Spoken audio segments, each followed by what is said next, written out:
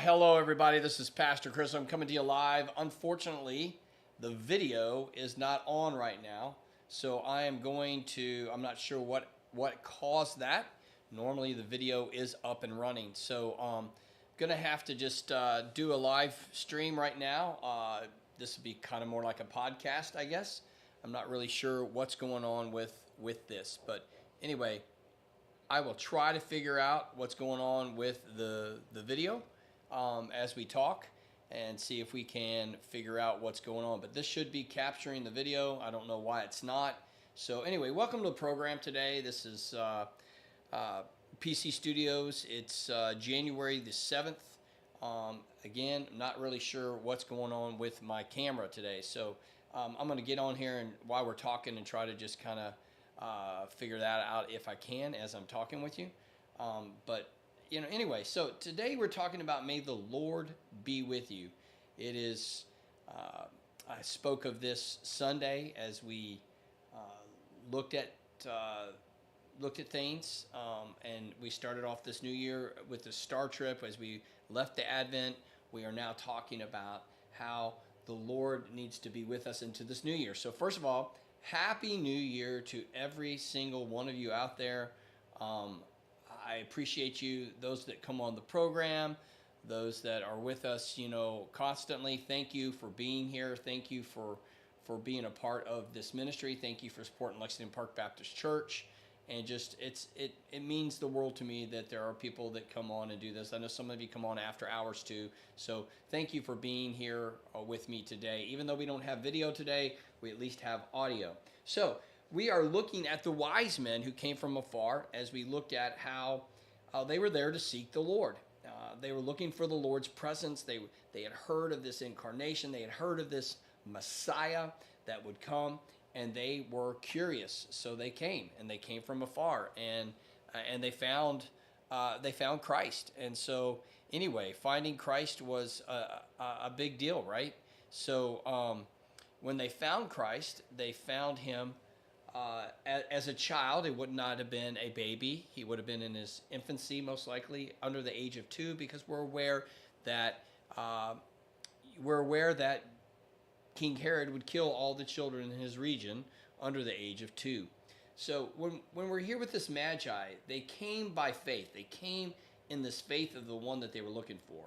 And this concept of may the Lord be with you really comes from, like, may the Force be with you from Star Wars. The Jedis will express this to another person when they parted ways with one another. They wanted goodwill to be extended to another person. When a person or a group was facing some sort of imminent challenge or danger, they would say, may the Force be with you. So with us, likewise, may the Lord be with you. And the Lord was with the Magi as they came. The Lord was in this moment, and they knew that, and so they sought it. Most likely they were taught this from the days of Babylon, from teachings perhaps that Daniel had left behind, that they would look for this. So these were stargazers. These were people that would have been prominent people of the day, probably highly educated people. And they would have come with an entourage of people. They wouldn't have been by themselves. There's probably more than 3, even though there's only 3 gifts. So let's just read the text, and today and Wednesday and Thursday we'll delve in, or at least today and tomorrow we'll delve deeper into this. After hearing King Herod, this is the Magi, they went on their way, and there it was. They saw the star as it was rising. It had led them until it stopped above the place where the child was. When they saw the star, they were overwhelmed with joy. Entering the house, they saw the child with Mary, his mother, and falling to their knees, they worshipped him. And they opened their treasures and presented him with gifts of gold, frankincense, and myrrh. And being warned in a dream not to go back to Herod, they returned to their own country by another route. So in this text, we see the story of the Magi. So I want to lead the way for where we're going to go, what the Magi, as they come to experience this presence of Christ, this incarnation, the experience of Emmanuel, God with us, as this motif of may the Lord be with you. They're looking to find, they're wanting to find and meet the Messiah. So they want to meet this child. They want to meet this king who was born king, Jesus. But they don't know that's his name. They just know the Messiah, right? And so then they want to not only meet him, they want to worship this Messiah, and then they bring gifts that are worthy of this Messiah. So it is the meeting of Christ, it is the worship of Christ, and it is the giving to Christ that we'll focus on in the days ahead.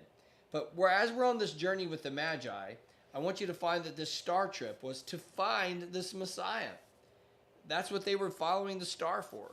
And so as they look for this Messiah, they seek him, to encounter his presence, to figure out this Emmanuel that was prophesied by Isaiah, to figure out who this king would be that was written in their ancient text that Daniel must have foretold.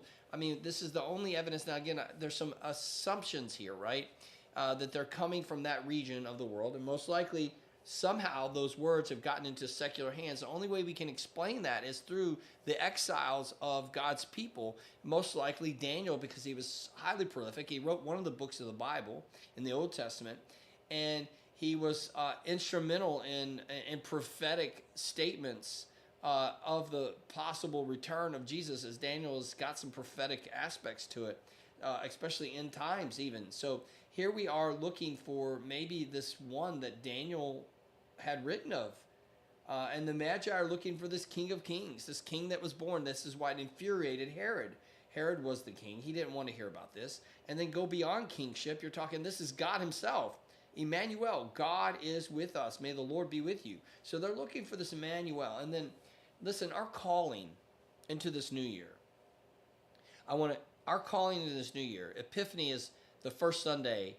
Well, it was yesterday, technically by the 6th, right? The 12th day of Christmas. But Epiphany ends Christmas. And Epiphany starts us on this revelation. Epiphany is just this revelation of the manifestation of God, right? It's this revealing of who God is. And so, one, I hope we have an epiphany ourselves, that we come to a greater revelation of who Jesus Christ is. But two, I think as we seek this, as we start each new year, at least if someone follows some type of liturgical church calendar, like I try to incorporate those aspects into my preaching.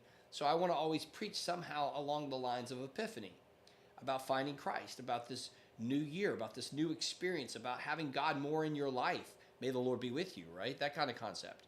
And so I pray that in this moment, for us, that we'll seek God to understand who he really is, receive his blessings as we seek him, that we actually will meet with God.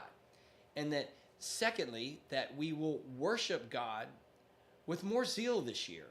Man, when altar calls happen, come forward. When it's not just for people to get saved, but do you want more zeal in your faith? Do you want to be closer to the Lord? Do you want to meet this Messiah in a unique, more real, authentic way? Do I want to know Christ more in my life? That meeting, make sure that meeting takes place, and then make sure I'm worshiping that King. Make sure I'm coming to worship the Lord with fervency, with zeal, with anticipation, with excitement. And I know as Baptists, sometimes that's challenging, but may we do that. And then the last thing is, as we have met him, as we've worshiped him, may we give gifts. I just want to challenge everyone. I'm going to spend some more time throughout the week developing these three concepts with you. But we give gifts that are worthy of the King. How are you serving the Lord in your capacity? How are you giving of your time, talents, and treasures? You know, are you focused on, do you have a practice of regular stewardship back to God?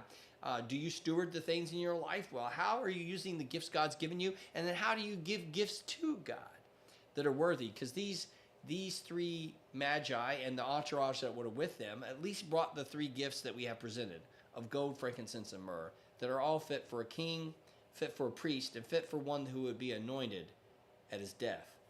And so we know that all three of those things would be true for Christ. So as we go through this week, I just want to encourage you, may we experience Emmanuel, God with us. May the Lord be with you and all go well. Remember these two realities as we close out today, that God loves you, so do I. Hopefully tomorrow we'll be back. We'll have the digital. We'll have everything going. I'm going to play around with it here once we get off the air. So anyway, God bless you guys. Have a great day and Happy New Year to all of you.